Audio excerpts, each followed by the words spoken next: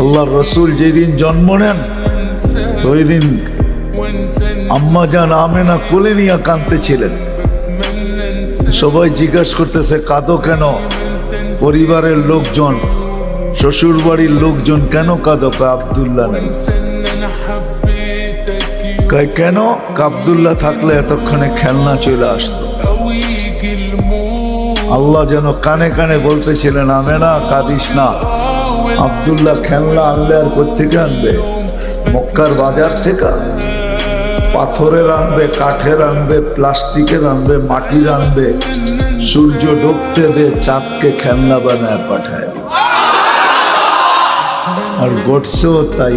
আবু তালেব বলে বিকালে যখন শোয়া দিছি, সূর্য ডুবার পরে যখন শোয়া দিছি, চোখের উপরে তো বাদাল কামরু আইয়াদনু, চাঁদ দ্রুত গতিতে নিচে নামতেছিল।